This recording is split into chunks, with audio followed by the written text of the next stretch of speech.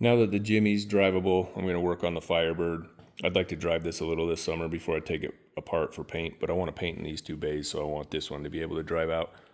But I might just go as far as painting this one first, since this moves under its own power. So I bought this in 2009. It's one of many that I have had too long and haven't finished because I keep buying new stuff and getting sidetracked. But I bought this house 2 years ago. I've got more shop space, more room outside. It's easier to work on stuff than it was at my other house. And I've actually got enough room to set up, like rig up a paint booth in here and paint. I work overseas, and in 2009, I was looking at a 69 in New York that was a shade of blue I liked, had some decent mods, but they were all pretty dated. Like at that point, he could have done better stuff. And he wanted 30 grand, so I was talking to him about it. I was trying to talk him down. He wouldn't budge on his price. And I was like, well, for 30 grand, I can build a better car. So I bought this, and 16 years later, it's not done yet.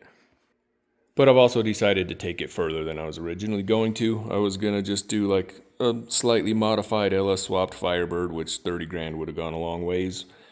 But I decided to splurge on the suspension, brakes, and wheels. I bought SpeedTech Extreme suspension. I've got their torque arm in the rear with a 9-inch that I built, 410 gears. I mini tubbed it. 14-inch bare brakes in the front, 13-inch in the rear. These are rotiform wheels. There's a whole story behind those. I won't explain the whole thing. They did not build them the way I wanted. In the end, I only ended up paying them half, and which is still too much. So I can live with them for half price.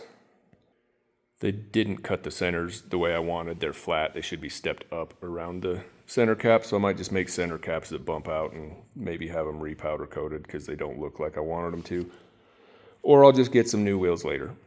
And I was originally going to do probably just like a stock 6-liter with a 6-speed. I decided I'd build a stroke 6.2, so I got the block that's been machined and the rotating assembly sitting there. I need to buy heads and a valve train. Got a Tremec Magnum here. There's a bell housing and a twin disc clutch somewhere around here. I'm going to need to buy their headers. I need to fit up these down pipes, and to clear these 315s in the front, I need their inner fenders, so I need to fit those up. So I'll get all that done, paint the firewall, then I can set the engine and transmission in it. I'm just going to need to spend quite a bit of money to put the engine together, get the headers, front accessory drive, radiator. I've got a manual pedal assembly somewhere and brake and clutch masters. This vintage air was in my 67 Firebird. There's better options for that car now. It's nowhere near drivable, so I'm going to put this kit in this car. I cut the dash out because I don't like the stock 69 dash. I was originally going to put a 4th gen dash in it because I had one from a part out.